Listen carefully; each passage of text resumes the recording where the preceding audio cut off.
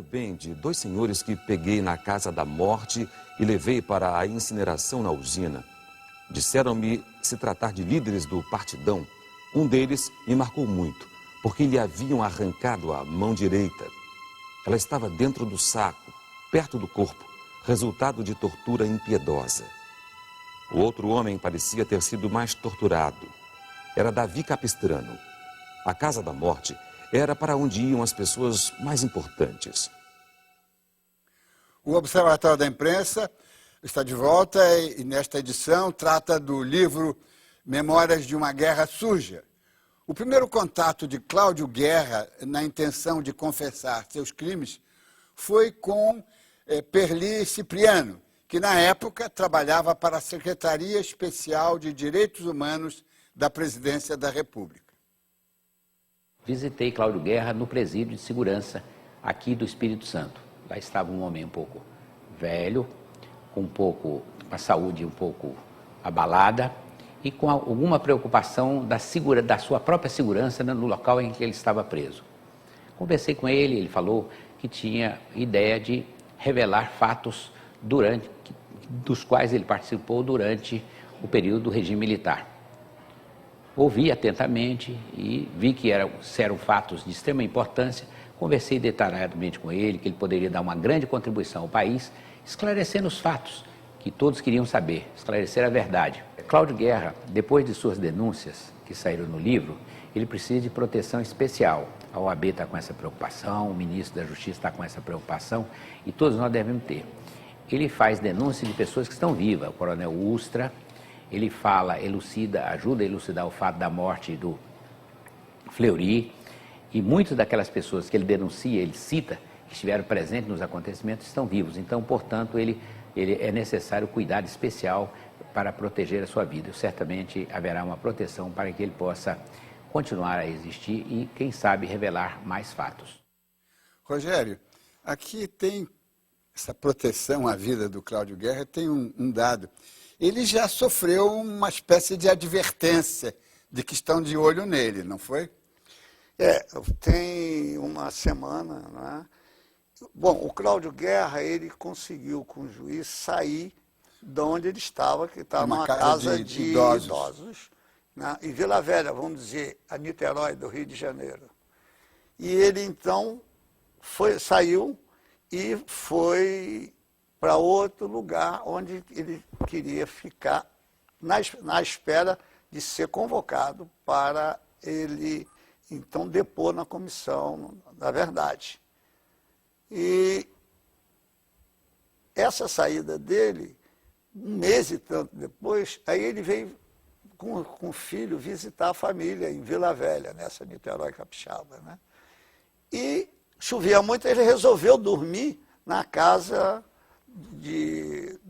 dos idosos, onde ele realmente mora. Aí houve uma invasão, o segurança teve problema, um subiu, o quarto dele tinha uma varanda e tinha um escritório do lado, e o cara fez lá, ameaçou, ele não tem mais arma, ele ligou para o 190 para o cara ouvir, os caras foram embora.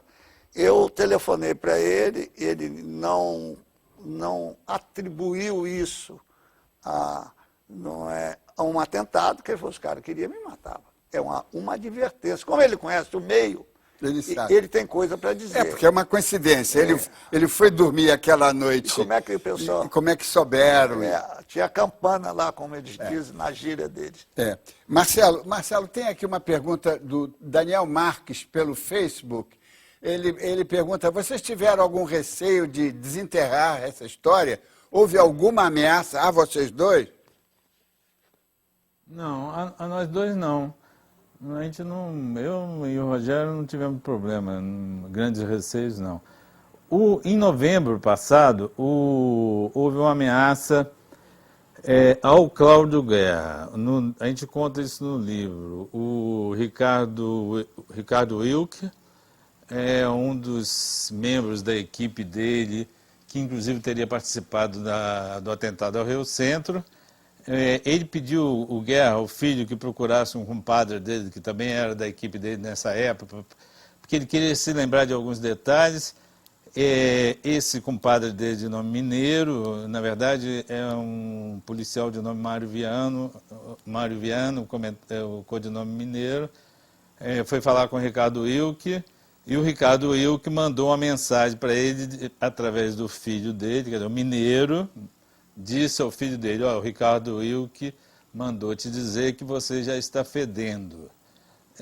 A partir desse momento, então, a gente decidiu, eu e Rogério, que deveríamos comunicar isso às autoridades. Isso aconteceu mais ou menos em novembro. A partir daí, nós informamos ao Ministério da Justiça, à Polícia Federal, que o livro estava em elaboração. Nós também aceleramos a elaboração do livro, com medo de realmente acontecer alguma coisa. Muitos dados ainda precisam ser acrescentados à nova edição do livro. Nós não podemos colocar as fotos que a gente gostaria de colocar. Temos um bom material fotográfico, aliás, um material muito bom, que a gente pesquisou muito. Então, infelizmente, a gente não... Marcelo, por que vocês não podem publicar na nova edição o material fotográfico? É chocante demais? Não, nós podemos sim. Nós não tivemos tempo, porque nós optamos por fechar logo o livro e colocar o livro na rua, porque a responsabilidade nossa era muito grande, porque nós vimos trabalhando há quase 3 anos. Na medida em que a gente tinha informações que, se por acaso acontecesse alguma coisa à guerra, a gente perdesse, essas famílias, eu acho que nunca nos perdoaria.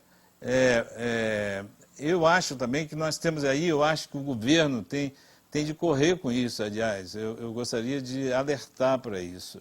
Eu acho que o governo, a Comissão da Verdade, a Polícia Federal, os procuradores, e todos estão trabalhando a partir do livro, eu tenho informações sobre isso, devem correr mais, porque o Cláudio é um senhor de 71 anos de idade, está bem, está compensado, fisicamente ele está compensado, mas ele é um senhor de idade e tem problemas de saúde, então, ele pode acrescentar muito mais coisa, eu tenho certeza disso. Cada vez que eu converso com ele, eu trago um detalhe novo, e aí eu e o Rogério já não conseguimos mais dar conta disso, entendeu? Eu acho que aí é a Polícia Federal, os procuradores que tem de correr com isso, porque agora o Estado é que é o responsável por essas informações que o Cláudio pode trazer para esclarecer muitos outros crimes da ditadura. O Rogério, tem aqui tem tanta pergunta a fazer, né? Mas uma coisa me preocupa, chamou a minha atenção quando eu via primeiro as matérias nos jornais e depois quando eu li o livro que saiu logo depois. É de que, primeiro, a maioria desses 10 mortos que ele incinerou foram mortos entre a eleição do Geisel e a posse do Geisel. Portanto, verão de 74. Não é? A preocupação do grupo lá que operava também em eliminar ou fazer um atentado contra o Golbery, contra o Geisel. Quer dizer, eles eram, o Cláudio Guerra e o grupo que estava com ele, os outros matadores que estavam com ele, eram a serviço da linha dura, né? Eu queria que você... E pegaram como bode expiatório o pessoal do Partidão, que já não tinha mais nada a ver com... Aliás, nunca teve nada com a luta armada, era contra até, não é? Daí as cisões. Rapidamente, se você puder dar um briefing político sobre isso, né? Não, veja... Tem o lado da linha dura e o lado do... Você tem 2 movimentos, do qual o Cláudio está metido. O movimento das execuções, quando tinha uns grupos de extrema esquerda. Ele está no processo de execução. Depois, prolongar a vida do regime militar, aí vem para os atentados. Mas para fazer essa passagem, eles precisavam criminalizar alguém. Então eles pegaram o Partido Comunista Brasileiro, que não é dessa área que eles mataram, e transformaram eles no grande perigo para esse país. Então eles começaram a ir em cima deles e matá-los para fazer essa transição que era importante. Nós estamos em cima do Partido Comunista, quer dizer, o Partido Comunista é que deu cobertura a aumentar a vida do regime. Quer dizer, eles que usaram o Partido Comunista como bode expiatório para acabar com a distensão, acabar com os dois executores da distensão, que era Geisel e Golbery. É isso. Então, eles usam o Partido Comunista, que é uma coisa difícil de se acreditar que eles estavam num processo de terrorismo, vamos assim, como os militares falavam dos grupos de extrema esquerda. Agora, Diga. Agora, tem algo aí que precisa fazer um comentário. O que ele levou para a usina, ele levou que saiu do DOI-CODE. Não foi ele que matou, ele levou. Tá certo? Aí ele levou 10, depois apareceram mais 2 que ele levou 12. Só que houve uma frequência. Ele está falando do que ele levou. Porque no livro, tanto eu como Marcelo, nós falamos, nós só queremos o que você fez. Ele dizia o que ele fez, nós corremos atrás para ver o contexto daquilo, aquele momento que foi feito. Não queríamos que ele desse mais informação, não queríamos ele como informante, nós fizemos um livro em que ele fala na primeira pessoa, eu matei, eu fiz. Rose Nogueira, eu queria que você afiançou, digamos, diz que o relato dele é congruente, não é? Tem congruência, faz sentido, não é? O que não faz sentido? O que você percebeu assim de incongruente que poderia pôr em dúvida esse relato terrível, não é? Horroroso. Não, eu não coloco em dúvida. Ao contrário, para mim o livro trouxe algumas certezas, não é, que a gente, como jornalista, fala, como defensor de direitos humanos também fala, como ex-preso político também fala. Por exemplo, a questão da tortura, as mortes, desaparecimentos, dessa maneira, serem uma política de Estado, não é? Então, o que a gente vê é que parece, no relato do Cláudio Guerra, nós éramos uma grande quadrilha, nos aproveitávamos do dinheiro dos empresários, eles que nos financiavam, e nós queríamos que aquilo continuasse. E essa foi a política de Estado da ditadura. Isso é que é assustador. E lembrando, aqui, quando eu estava fazendo algumas anotações, eu gosto muito de falar do direito à resistência. É um dos direitos humanos.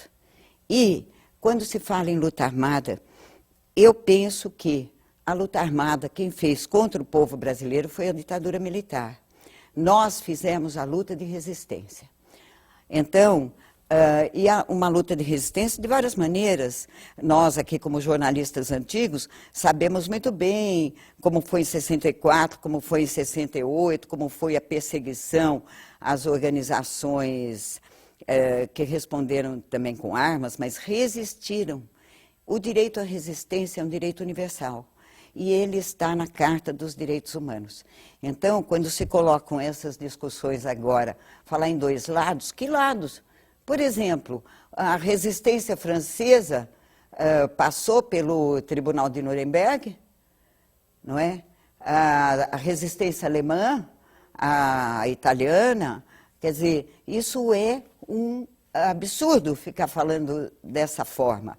Então, eu entendo que existiu uma resistência brasileira de várias maneiras, pacífica, armada, existiu política, tivemos também a fase dos movimentos sociais, do aparecimento dos movimentos sociais nos anos 70, não é? Depois, as greves de trabalhadores.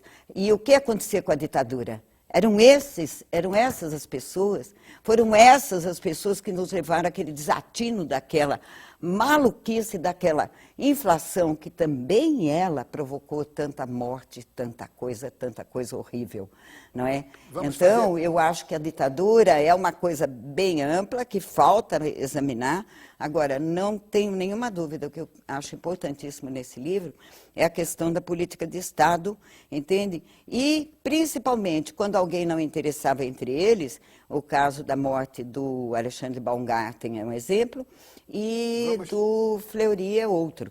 Eles se executavam entre si. Vamos tratar disso no próximo bloco. Vamos fazer um intervalo e voltamos já.